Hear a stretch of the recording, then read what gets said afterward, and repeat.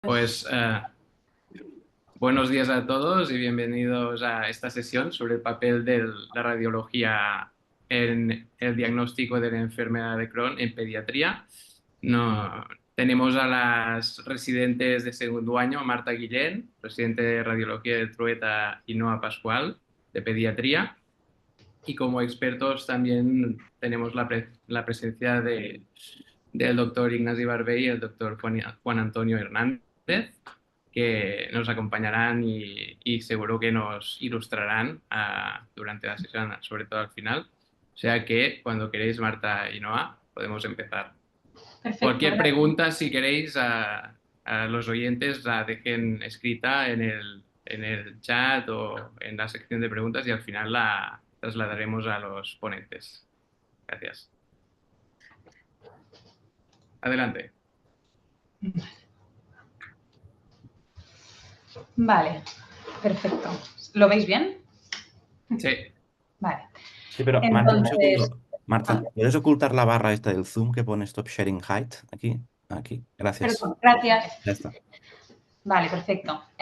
Bueno, entonces nosotros hemos querido hacer un enfoque un poco general, ¿no? de este papel que tiene la radiología en el diagnóstico de la enfermedad de Crohn. Básicamente la enfermedad de Crohn, igual, bueno, como todas las enfermedades inflamatorias intestinales, ¿no? Es un diagnóstico muy complejo y nos daría para hablar horas y horas sobre ello, pero bueno, hemos querido limitarnos al tiempo que nos es dado. Entonces, empezaremos también, bueno, aquí tenemos el índice que vamos a seguir, ¿no? Empezaremos por la parte más clínica y luego ya nos centraremos más en la parte más diagnóstico y por la imagen. Entonces, quería empezar por presentar un par de casos clínicos también para ponernos más en situación. El primero, ¿no? Pues se trata de este niño de 12 años que no tiene antecedentes de interés y que consulta inicialmente en febrero de 2023 con esta clínica, ¿no? De dolor abdominal, había hecho 3 episodios de rectorragia y diarrea de 2 semanas de evolución, ¿no? Entonces, a raíz de eso, pues se le hacen una serie de pruebas. Inicialmente un estudio de celiaquía que resultó negativo, una gamografía para descartar un Meckel, ¿no? Que también resultaba negativo, y una calprotectina fecal que es positiva de más de 800 microgramos gramo. Entonces, bueno, inicialmente este diagnóstico queda como, digamos, al principio se enfoca como si fuera una inflamación pasajera infecciosa, ¿no? Que es al final el principal diagnóstico diferencial, pero nos reconsultamos meses después, en mayo, con una clínica semanal de dolor abdominal, episodios de rectorragia y otra vez diarrea. Pero esta vez se le añade un bultoma perianal, ¿no? del cual se realiza el estudio y resulta ser un absceso perianal que no es complicado. Entonces, a raíz de este segundo episodio se propone a la familia ampliar el diagnóstico. Lo que pasa que la familia rechaza los estudios endoscópicos y de alguna forma pues, queda un poco sin seguimiento, ¿no? Este niño.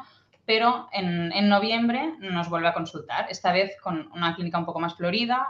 A esto se le añade la pérdida de peso con 5 kilos en los últimos 6 meses y fiebre, ¿no? Y a partir de aquí sí que ya se decide ampliar el estudio diagnóstico ya con una orientación de una posible enfermedad inflamatoria intestinal.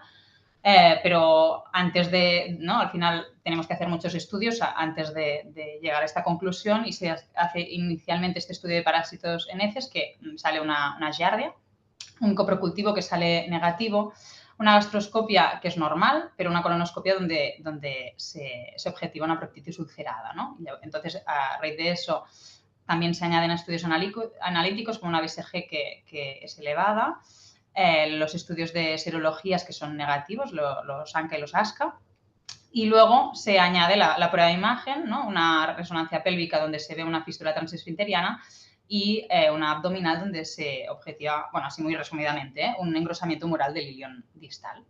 Este sería un primer caso, pero me gustaría contrastarlo con otro caso que no, digamos, tuvo una evolución mucho más corta para realizar este diagnóstico.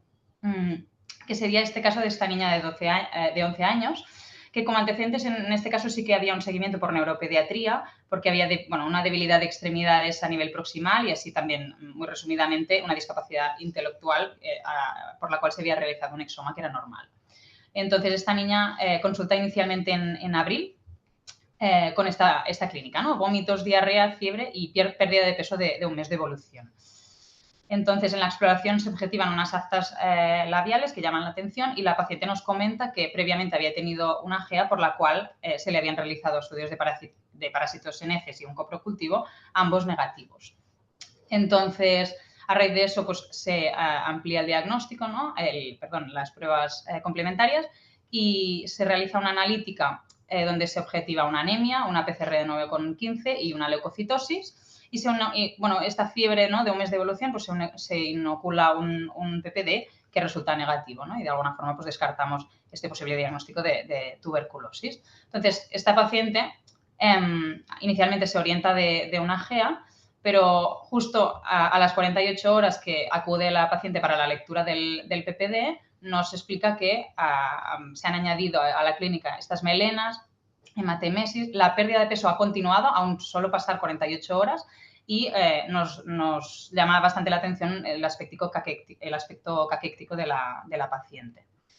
Entonces, se repite la analítica, en este caso ha subido la PCR, aunque los otros parámetros mejoren, y se decide ingreso para el estudio, ¿no? Y se empieza por una gastroscopia, una colonoscopia donde se objetiva una ileitis y ulceraciones, la ecografía abdominal donde se objetiva una ileitis. Bueno, lo estoy explicando así un poco general, luego entraremos más en detalle a nivel de imagen. La resonancia, ¿no?, destaca este engrosamiento ileocecal distal y unas serologías que resultan negativas. Entonces, aquí sí que se llega al diagnóstico de enfermedad de Crohn y se empieza un tratamiento con azatioprina, ¿no?, con la mala suerte que esta paciente al final tuvo que reingresar por una pancreatitis secundaria a este tratamiento. Bueno, y ahora sí que empezaré, ¿no?, después de esta introducción, también para ponernos más en situación de lo que sería la enfermedad de Crohn. Y empezaré por lo más básico, que es la epidemiología, ¿no? La enfermedad de Crohn tiene una incidencia muy, muy variable, ¿no?, y depende de muchos factores, sobre todo epidemiológicos, epigenéticos, etcétera. Y es una enfermedad que sí que es frecuente en el norte de Europa y en Estados Unidos, con menos incidencia en las zonas del sur, ¿no? Aquí os lo he puesto. En España aproximadamente hay una incidencia de unos 2,8 por 10.000 habitantes. Y en cambio, en el norte de Europa, en Suecia, pues habría una incidencia del 12,8, es decir, una gran diferencia, ¿no? En la enfermedad de Crohn, en todas las franjas de edad es más frecuente que no la colitis ulcerosa, a excepción de la franja de los primeros 5 años.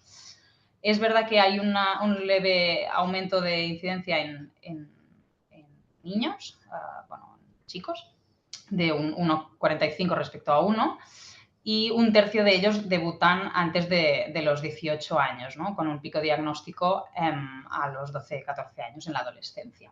Y quería recalcar, ¿no?, que en estos últimos 15 años se ha aumentado más de un 50% la incidencia, ¿no?, y también ha aumentado la frecuencia, como podemos ver en esta imagen de aquí. Entonces, empiezo ya con la clínica. La clínica ya lo hemos ido viendo con estos casos, ¿no? Es inespecífica esta clínica, entonces hay muchas formas de clasificarla, ¿no?, de alguna forma, los síndromes que la acompañan. Entonces, empezaré con la tríada clásica, ¿no?, que es esta diarrea con dolor abdominal y una pérdida de peso involuntaria, ¿no? Pero aunque esta tríada es muy bonita, solo se presenta en un 30% de los casos, ¿no? Y justamente, sobre todo, específicamente en las formas ileales, que luego hablaremos, ¿no?, de cómo se clasifican las formas de presentación del Crohn, pero bueno, es una tríada que es poco común.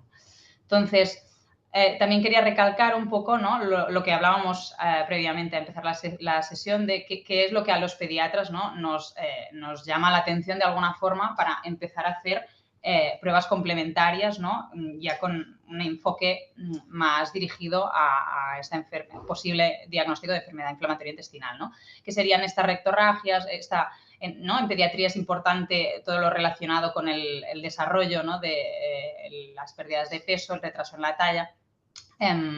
y luego todo lo que sería la nebulosa de los síntomas extraintestinales, ¿no? Que puede causar la enfermedad inflamatoria intestinal, que luego entraremos en ello, y la presencia o no de lesiones perianales, que también son bastante sugestivas. Evidentemente, pues a nivel de anamnesis, ¿no? Preguntamos también por los antecedentes de historia familiar, porque al final hay una base genética de esto y también nos lo sugiere. Y luego, a nivel clínico, pues también lo clasificamos, ¿no? Según la nueva clasificación que, de alguna forma, incluye más el aspecto pediátrico de esta enfermedad, que es la clasificación de París, y se divide en estos cuatro tipos de clínica, con una mención especial, ¿no? para la enfermedad perianal. Y aquí hago este pequeño paréntesis, ¿no? De qué es esta clasificación de París y para qué nos sirve, ¿no? Entonces, a nosotros nos da pistas más sobre la edad del diagnóstico, ¿no? Lo clasificamos según la localización, la conducta que tiene esta enfermedad y la presencia o no de enfermedad perianal y cómo resulta el crecimiento. Aquí, esto, bueno, igual es un poco lioso de ver así sin contexto, así que he querido explicarlo en base al primer caso clínico, ¿no? Que se trataba de un niño de 12 años con una localización ileocolónica, que ya veremos que es la más frecuente en pediatría, con un comportamiento penetrante y le añade, ¿no? El factor de la enfermedad perianal y un retraso en el crecimiento. Entonces, tendría esta clasificación de París. Aquí otra forma de verlo más en forma de imagen, que ya veremos, ¿no? Que dependiendo del tramo intestinal que esté afecto, pues al final la presentación será una u otra. Y aquí os he puesto un poco, ¿no? Según este tramo afectado, qué presentación sería a nivel clínico más frecuente, que no específica, porque al final no hay nada que sea patognomónico de esta enfermedad, ¿no? Lo que comentábamos, que la enfermedad ileal, la L1, pues sobre todo se caracteriza por esta tríada clásica. Y luego, más en la enfermedad colónica, pues destacaría una diarrea más sanguinolenta con esta afectación perianal. En cambio, ¿no? Si estamos en el tramo del ileocolónico, que de hecho es el más frecuentemente diagnosticado, el tipo, ¿no? Más frecuentemente diagnosticado en pediatría, de más de un 50%, con este dolor abdominal cólico al cuadrante inferior derecho, la sangre en heces, la malnutrición y el fracaso en el desarrollo, ¿no? Que es lo que a nivel pediátrico nos llama mucho la atención. A nivel gastrointestinal alto, pues al final he destacado las úlceras aftosas, pero al final la clínica puede ser de epigastralgia, de vómitos, de náuseas, etcétera, un poco también inespecífica. Y se le añade el modificador P en la enfermedad anal, que ocurre entre un 15 y un 40% de los casos, de forma que no es despreciable, con úlceras, fístulas o accesos, ¿no? Como posibilidad. Entonces, aquí empiezo, bueno, quería hacer un apunte a las manifestaciones clínicas extraintestinales, que son muchas, aquí he puesto solo algunas, ¿no? Afectan a muchos sistemas diferentes. Es característico pues, el eritema nodoso, las aftas orales, aquí he subrayado algunas, ¿no? Que aparecían en nuestros casos clínicos, afectación a nivel articular, afectación perianal, oftálmica, hepática, pancreática y renal, ¿no? Entonces, es verdad que es algo muy, muy sugestivo. Entonces, bueno, también el afectamiento en el crecimiento y en el inicio de la pubertad es algo también que se puede ver afectado. Entonces, ya entro más en lo que sería el diagnóstico. En el diagnóstico de la enfermedad de Crohn, como hablábamos, es algo muy complejo y desde pediatría lo tenemos que enfocar desde muchos ángulos diferentes, ¿no? Evidentemente a nivel clínico, pero como hemos visto la clínica es muy abigarrada, muy, muy inespecífica. Entonces, nos apoyamos también de los criterios analíticos, endoscópicos, ¿no? Histológicos de las biopsias que se recogen en la endoscopia. Y también genéticos, bueno, los que destaco aquí, ¿no? Son los que supongo que hemos venido a hablar hoy, que son los radiológicos. Pero antes de todo, sí que quería hacer apunte, ¿no? a la importancia de los marcadores analíticos, en también la orientación diagnóstica que necesitamos previamente al papel de la radiología, ¿no? Entonces, evidentemente es importante una lectura de la hemoglobina por la presencia de una posible anemia, como veíamos en el caso anterior, de los reactantes de fase aguda, ¿no? Con especial atención a la calprotectina fetal, que es extremadamente sensible a la detección de esta inflamación de la mucosa intestinal, aunque es verdad que no es específica de la enfermedad inflamatoria intestinal, porque, por ejemplo, en una enfermedad celíaca podría elevarse este marcador también. Y luego, pues, por ejemplo, la albúmina, ¿no? Nos da información sobre la posible enteropatía que en brotes de enfermedad de Crohn o de colitis ulcerosa, pues podría salir alterada. Las transaminasas, como hemos visto, es una de las afectaciones extraintestinales más frecuentes, la afectación hepática. Y luego el despistaje infeccioso, muy, muy, muy importante, porque al final es el principal diagnóstico diferencial con la enfermedad inflamatoria intestinal y siempre tenemos que descartar que no se trata de una infección. Un pequeño apunte a la importancia de los ANCA y los ASCA, ¿no? Que es verdad que en general salen negativos, pero sí que hay un patrón, ¿no? En el cual pues, sale un PANCA negativo con un ASCA positivo y esto es más sugiriente de Crohn que no tanto al revés, que sería de colitis ulcerosa.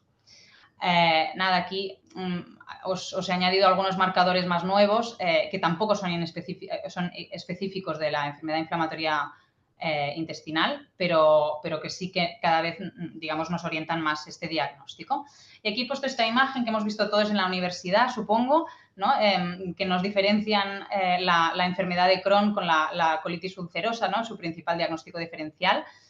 Con esta afectación que era más parcheada, de todo el tubo digestivo, ¿no? Una afectación transmural a nivel de Crohn, y en cambio una afectación colónica de forma continua en la colitis ulcerosa, ¿no? Y nos explicaban, nos ponían estas tablas de comparativas, ¿no? Con más cuál era la epidemiología de cada una, la clínica que hemos explicado, ¿no? Un poco, era más frecuente los sangrados en heces en la colitis ulcerosa, aunque no era específico. Luego, la afectación pues, desde la boca hasta el ano a nivel del Crohn y más un compromiso colónico a nivel de la colitis ulcerosa. Estos cambios endoscópicos, tanto de una como de la otra, este patrón en empedrado, los granulomas del Crohn, ¿no?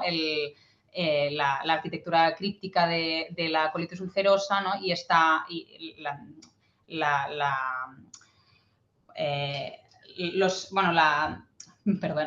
la dilatación que había a nivel de megacolon tóxico en la colitis ulcerosa, etc. Bueno, todo esto es muy bonito, ¿no? Lo que pasa es que en esta vida no todo es blanco y negro y existe, ¿no? una escala de grises entre medio, ¿no? Y aquí, en nuestro caso, pues la escala de grises que aparecería entre la colitis ulcerosa y la enfermedad de Crohn son toda una serie de diagnósticos de fenotipos atípicos de la enfermedad inflamatoria intestinal indeterminada, ¿no? No siempre es tan fácil hacer este diagnóstico. De hecho, aunque haya una afectación del tracto gastrointestinal superior, ¿no? Esto no significa que sea Crohn. Y de hecho, hay mucha bibliografía al respecto.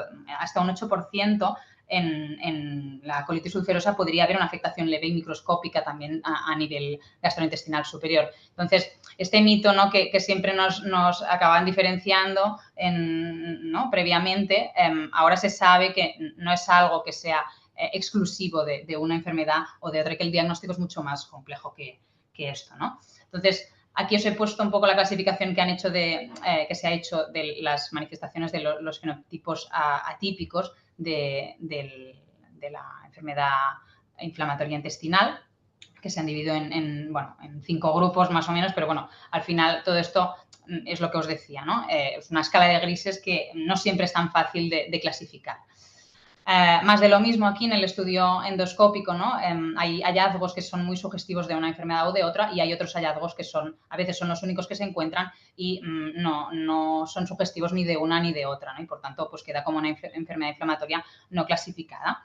Y aquí ¿no? me centro más en cuál es el papel de la radiología en este caso, ¿no? Para empezar, a nivel endoscópico hay todo un tramo del digestivo, ¿no? Sobre todo a nivel del intestino delgado, que no podemos visualizarlo, ¿no? Al final, desde la segunda parte del duodeno hasta la unión iliocecal, pues queda un poco en el limbo del diagnóstico endoscópico.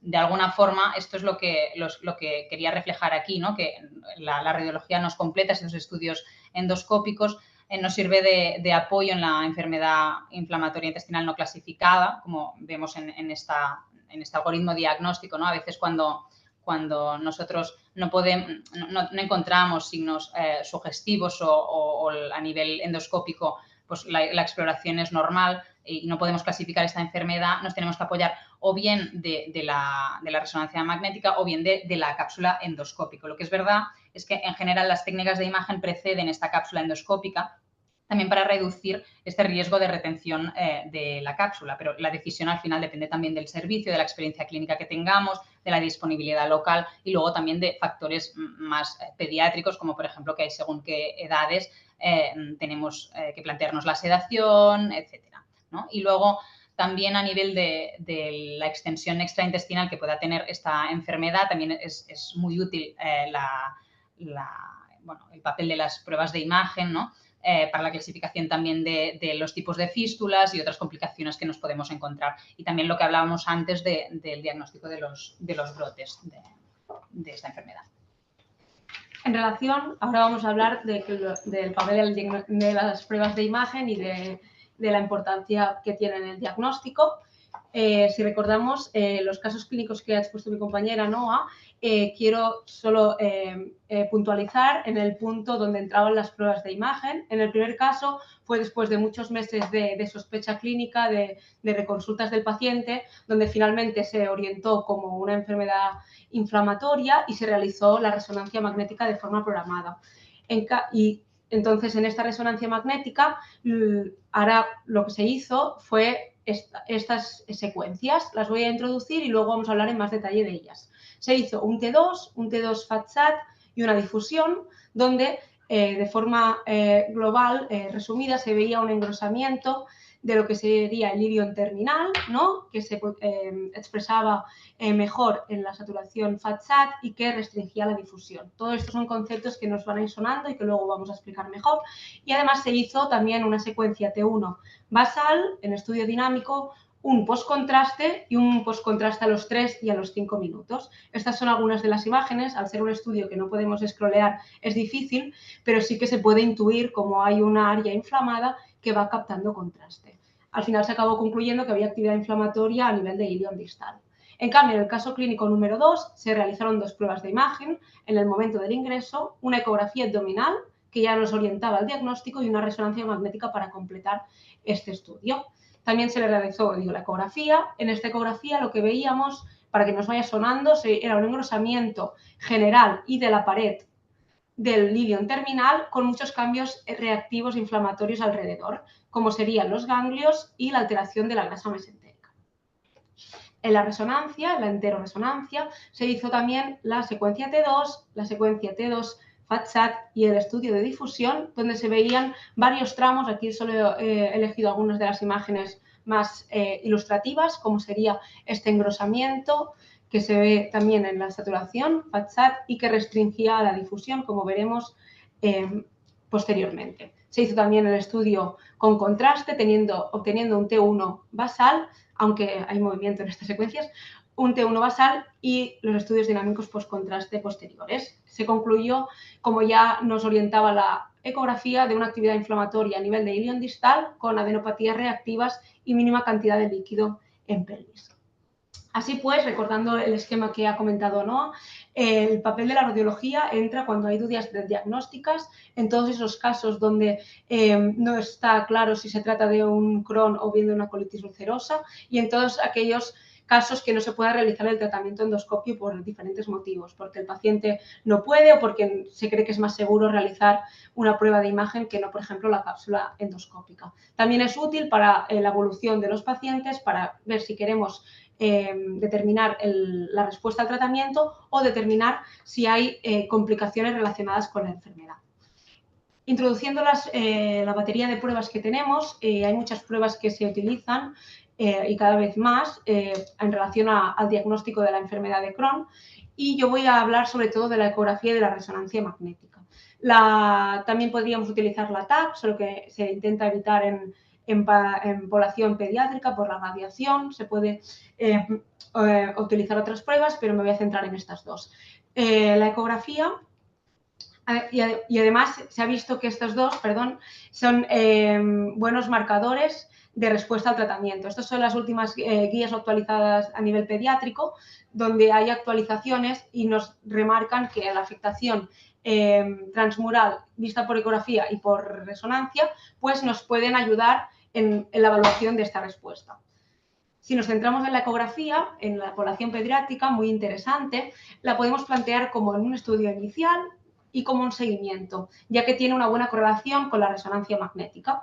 Es verdad que una vez realizada la ecografía se va a complementar con la resonancia, porque nos va a dar una información más sensible y específica, pero es una prueba muy útil que tenemos que tener en cuenta. Sus beneficios son que es menos costosa, está más disponible también en el contexto de urgencia, nos va a dar un estudio con una resolución espacial que nosotros podemos controlar. En principio, tarda menos que una resonancia magnética, no se usa sedación ni tratamiento antiperistáltico y, por definición, no vamos a usar contraste oral ni intravenoso, a no ser que estemos en el escenario, como ya hemos introducido antes, de la ecografía con contraste, que cada vez está ganando mayor protagonismo en el diagnóstico, en el cual, pero no voy a entrar hoy. Los problemas que tiene la ecografía es que acaba siendo operador dependiente, que podemos encontrar algunos problemas en la visualización de asas intestinales que están más profundas o que se nos interponen otras por encima. La ventana de estudio es limitada porque lo vamos decidiendo nosotros y hay estudios limitados al respecto, aunque cada vez más. Por contra, la resonancia magnética, pongo esto aquí no porque sea algo el estándar de diagnóstico de la enfermedad, porque ya hemos visto que se trata de un estudio, o sea, de un diagnóstico clínico, histológico, pruebas endoscópicas, sino que dentro de las pruebas de imagen que podemos dar servicio al diagnóstico, la resonancia magnética nos da mucha sensibilidad y especificidad en el diagnóstico y nos ahorramos la radiación ionizante. Nos da, como digo, una información sobre la actividad inflamatoria, es decir, se puede utilizar como un biomarcador radiológico y además también es muy importante en el diagnóstico de las complicaciones y las manifestaciones extraintestinales que ha comentado antes Noah. Por contra, lo que tiene la resonancia es que usa contraste oral intravenoso, hay el uso del antiperistáltico, según las condiciones del paciente se suele utilizar sedación y que hay las contraindicaciones ya intrínsecas de la resonancia magnética.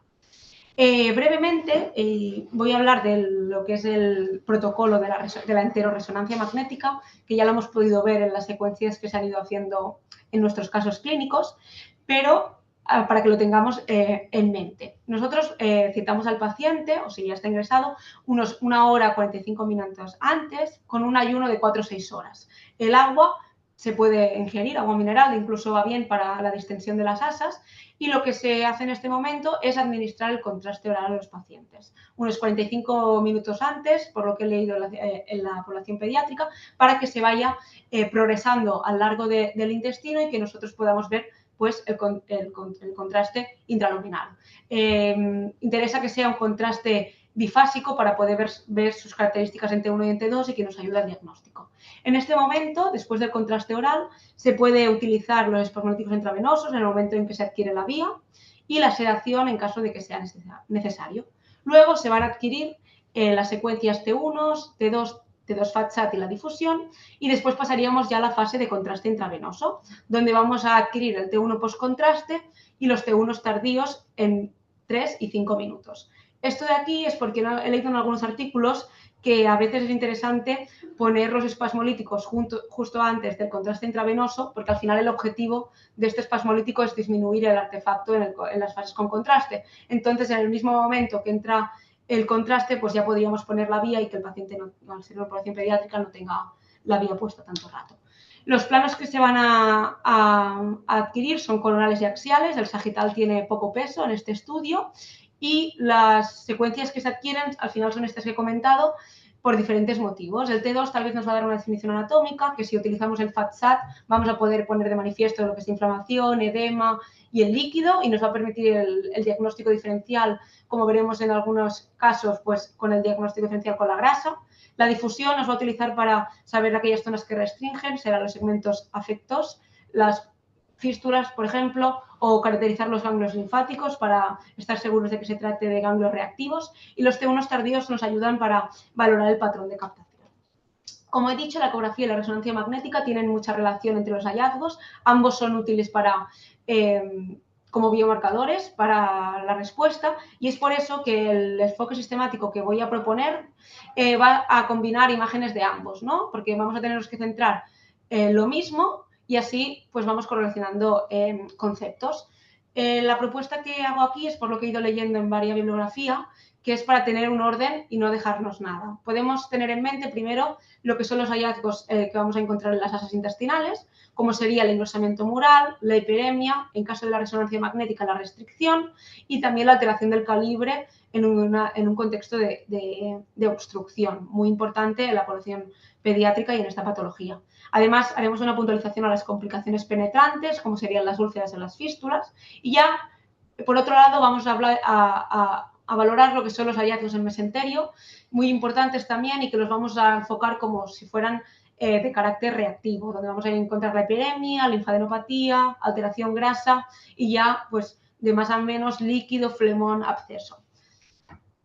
Primero vamos a ver lo que sería un asa intestinal por ecografía normal para poder después diferenciarla de la patológica. Normalmente el grosor de una asa vista por ecografía o por resonancia es menor a 3 milímetros y tiene que tener un Doppler similar a este, es decir, que no haya un exceso de Doppler ni en las asas ni en el mesenterio. Las capas son estas, es decir, se trata de una estructura estratificada en 5 capas. Las más importantes sería conocer la mucosa más profunda, la submucosa y la muscular, en una que sean hipo, hiper, hipo, porque al final, si vemos alteración de estas capas, también nos está produciendo patología.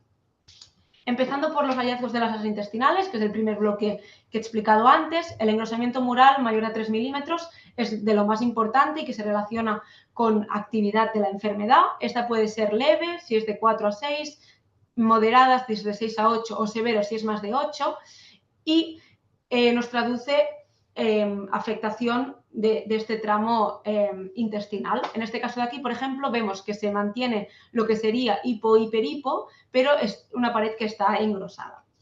También estos mismos hallazgos, engrosamientos murales en 2 ejemplos más. Este de aquí, que se ve tanto por ecografía, un engrosamiento mural del ilion terminal, que se traduce en esta secuencia T2 marcada por las flechas. Otro caso, visto por ecografía, un engrosamiento mural muy marcado, con alteración también de la grasa mesentérica adyacente, que veremos más adelante, que también se traduce en la secuencia de T2. Estas imágenes de aquí abajo simplemente las he puesto para que tengamos en cuenta que el engrosamiento puede ser concéntrico, es decir, de todo este tramo, ¿no? muy lineal, muy generalizado, o bien puede ser un engrosamiento más nodular parcheado, como sería en este caso de aquí. Si seguimos con otro hallazgo de las asas intestinales, podemos encontrar la hiperemia, hablando de ecografía, o el hiperreace mural. En estos 2 casos de aquí vemos 2 pacientes, uno de 4 años y uno de 12 años, donde hay un engrosamiento de las paredes rectales y que se les añade un aumento del flujo Doppler, aquí en este caso mural y aquí mural y del mesenterio. Y todo esto nos está traduciendo hiperemia e inflamación activa.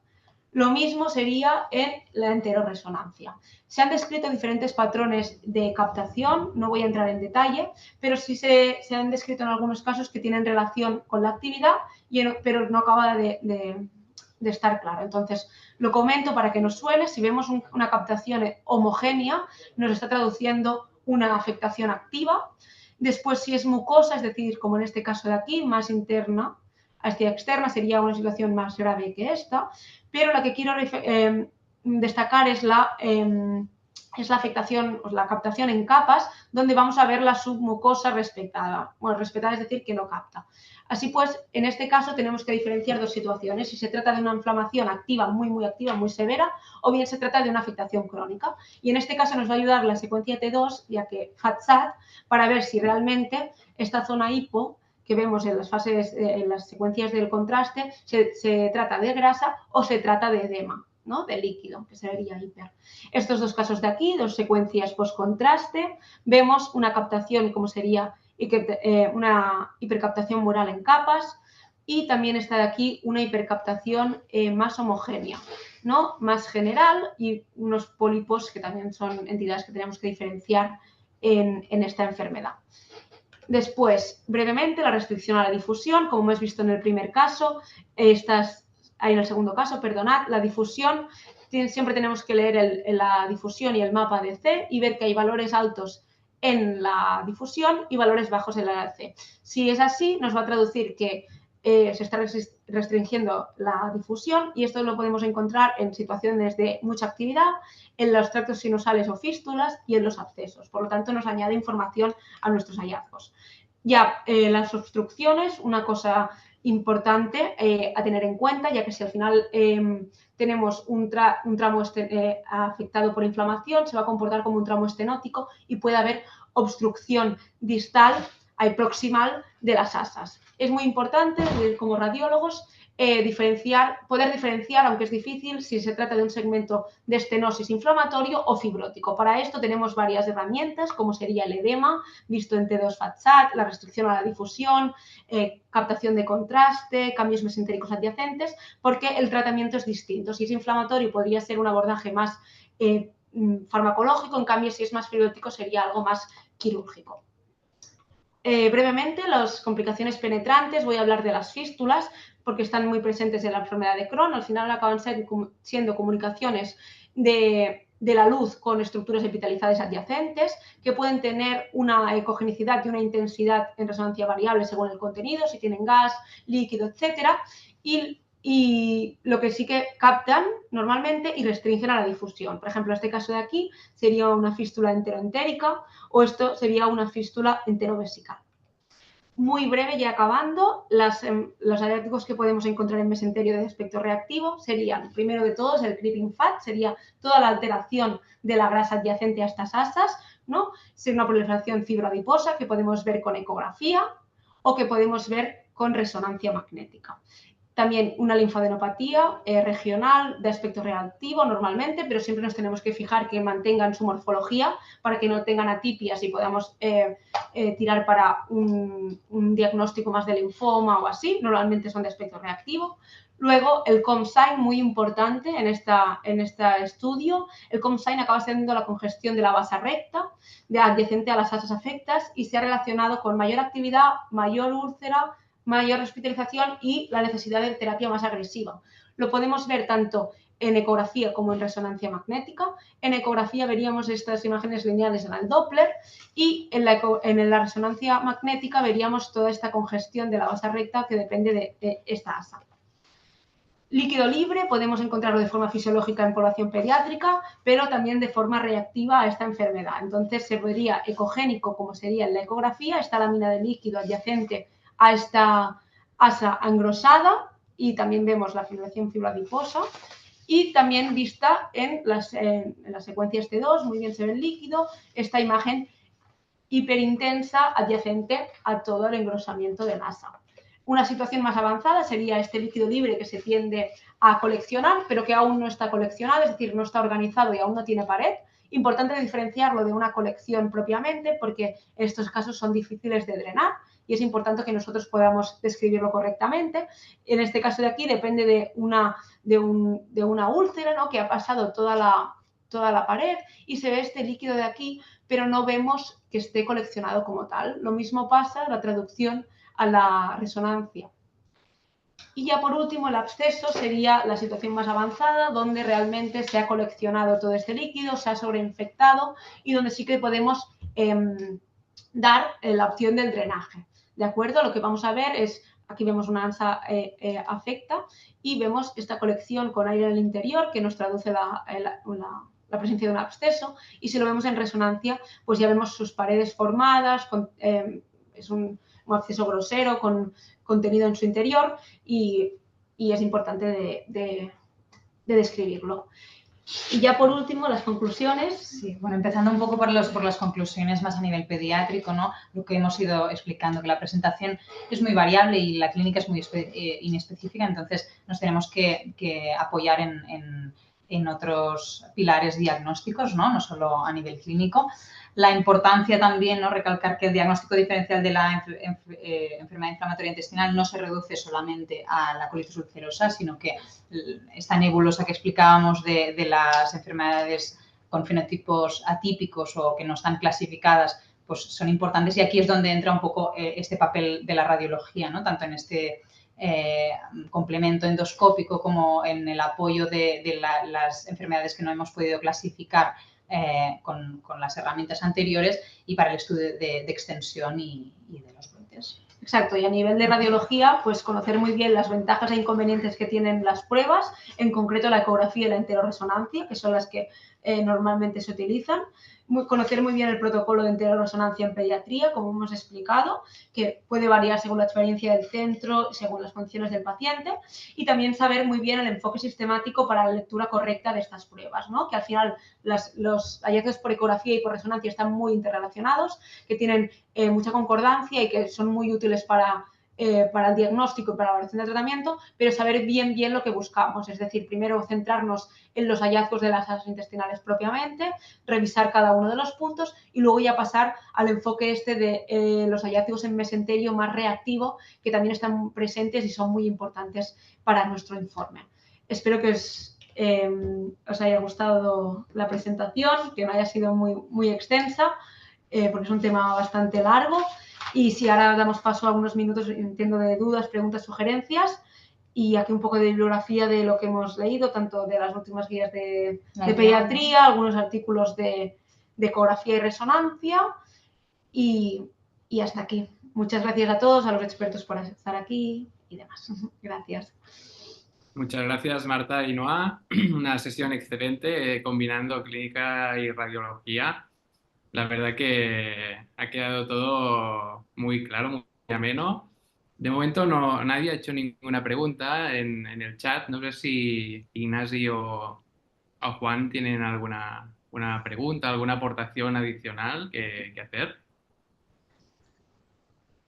Juan, ¿quieres? Bueno, felicitar a las ponentes. La verdad es que la revisión clínica ha sido muy interesante y muy actualizada, y la parte radiológica es, como siempre, muy bonita. La verdad es que hay dos detalles interesantes en la RM que se han comentado hoy y que desde el punto de vista práctico son importantes. En pediatría la preparación es difícil, pero es importante también al mismo tiempo. Entonces hay muchos artículos, como los que alguna imagen que ha enseñado, que se ve la imagen realmente con muchísima resolución. Esas imágenes, desde el punto de vista práctico, son difíciles de conseguir. Yo creo que es un reto conseguir imágenes en pediatría con esa resolución en algunos casos. Y luego la preparación, como comentábamos. También se ha comentado el espasmolítico. Yo he tenido experiencias muy malas con el espasmolítico en pacientes pediátricos, con unos sustos tremendos por falta de visión, o sea, simplemente por el efecto, ¿no?, de la visión borrosa del espasmolítico en un niño. Le asusta tanto que es capaz de saltarte del gante diciendo que no ve, ¿no? Y es una situación muy estresante para todos. No lo usamos. No usamos espasmolítico en la práctica clínica diaria en entero-RM. La posición la hacemos en decúbito supino, no en prono, que en adultos sí que es cierto que en prono se utiliza. No utilizamos anestesia porque son pacientes con preparación oral la mayoría, y no son niños más mayores, por suerte. Y el colon limpio. El colon limpio es un reto hasta el punto de que, si lo tuvieras realmente limpio, hay varios artículos que dicen que no haría falta poner contraste, porque la difusión te puede resultar muy útil para detectar estas zonas de hiperintensidad, restricción asociada a un buen T2. Podrías incluso obviar el contraste, pero en nuestra experiencia el contraste es muy útil cuando el colon tiene ese contenido de material fecal, ¿no?, porque te permite ver las zonas de realce en zonas en las que difusión no es difícil de valorar. O sea que seguimos poniendo contraste. Ese es el resumen. Desde el punto de vista práctico, la entero-RM es la mejor prueba en nuestra experiencia, y la dificultad técnica de la preparación, seguimos poniendo contraste, aunque hay artículos muy bonitos que hablan de la posibilidad de no poner contraste, utilizar solo anatómicos y difusión, ¿no? Es un reto. Gracias, Ignacio, por tus aportaciones. Juan Antonio, no sé si quieres aportar algo, alguna sugerencia, alguna duda. Un poco lo mismo que Ignacio, nosotros lo más importante es la preparación, tampoco utilizamos el espasmolítico y sí es verdad que hay algunos pacientes que intentamos no poner contraste, sobre todo aquellos pacientes que no está 100% claro que sea una enfermedad inflamatoria, entonces estamos muchas veces a pie de máquina para ver si simplemente con la difusión, con un modo cine nos está dando información y si eso es negativo, no observamos nada, pues entonces a ese paciente obviamos el contraste. Y bueno, lo de la ecografía con contraste, pues sí que es un tema interesante y sobre todo en aquellos pacientes en los que no puede sedar, también a lo mejor me parece que habría que darle un poquito de vida al tema de los contrastes ecográficos, sobre todo, pues eso, más que en el diagnóstico, en el seguimiento, no sé lo que les parece a los demás, pero el seguimiento del tratamiento en aquellos pacientes que no se puede por sedación o simplemente disponibilidad, por ejemplo, a lo mejor Ignacy, ellos tienen más disponibilidad que nosotros. Yo no sé cuánta disponibilidad de rezo tienen ahí en Girona para pediátricos, por ejemplo, a la semana. En Girona nosotros, claro, al final no hacemos mucha patología pediátrica porque al final acaba derivándose a centros más especializados. Entonces se intenta hacer como, tenemos un día destinado a la sedación y contando que tal vez el paciente, por sus características, si es más pequeño, así se va a requerir, pues se intenta un día a la semana mantener algún hueco, por si es el caso, más en el diagnóstico inicial, porque al final el paciente, si no, tal vez ya es derivado directamente al centro de referencia. Claro. Y es verdad que la ecografía, como comentas muy bien, y por lo que he leído, en el sentido del seguimiento, que también lo tienes en la consulta, puedes administrar tú mismo en el mismo momento y es más rápido y muy útil en el seguimiento de estos pacientes. Yo lo veo sobre todo útil en hospitales, no grandes hospitales pediátricos que a lo mejor tienen secciones pediátricas pequeñas o son más regionales o más comarcales desde el punto de vista de secciones pediátricas, entonces esta disponibilidad de resonancia diaria. Yo es que he trabajado en un materno infantil y he trabajado en un hospital con una sección pediátrica, como quien dice, dentro de un hospital de adultos. Entonces, un poco que pelear para tener siempre el día de la semana, el día de la sedación. Ahí creo que la ecografía sí que gana la resonancia, pero no porque sea mejor técnica, sino creo que por disponibilidad para todos en realidad. Sí. Hay una cosa que has comentado, Juan, que es muy importante y es la escasa especificidad de la resonancia. Nosotros, es cierto que no hacemos resos si no tiene un diagnóstico definitivo de enfermedad de Crohn con endoscopia y con biopsia. Es decir, se establece como prueba de extensión y severidad de enfermedad conocida habitualmente en la gran mayoría de los casos. E intentamos evitar entrar en resonancia pacientes sin un diagnóstico definitivo porque la especificidad es escasa, ¿no? Y el proceso infeccioso o inflamatorio no en contexto de enfermedad inflamatoria intestinal puede darte una semiología dudosa o no definitiva en resonancia magnética, ¿no? O sea, no creo que la resonancia sea una prueba para establecer el diagnóstico de la enfermedad, Tampoco. sino para valorar severidad y extensión. Nosotros tampoco metemos, en realidad. Y mientras tanto, pues si no es la eco, ¿no? La que, oye, te ayuda y acabas diciendo, oye, esto es una ileitis infecciosa, ¿no? En un contexto clínico adecuado y no necesita absolutamente nada más que un seguimiento. De hecho, dos casos que han presentado, los dos tienen un trabajo clínico y analítico muy exhaustivo antes de llegar al estudio de resonancia magnética, que es la clave. Fantástico. La verdad que unas aportaciones muy, muy útiles. Muy interesante la sesión. Marta, Noa. De momento no hay ninguna pregunta adicional. O sea que si queréis, son las 9, lo podríamos concluir aquí. Perfecto. No sé si queréis aportar algo más, Ignasi, Juan Antonio. Yo felicito a las chicas, la verdad que ha sido una presentación fantástica, de verdad. Sí. Gracias. Felicitar a Marta. La verdad que sí, felicidades, muchas felicidades y nada, nos vemos el próximo día. Un saludo a todos. Gracias. Adiós. Adiós. Gracias. Adiós. Gracias. Chao, Juan. Chao, Ignacy. Chao.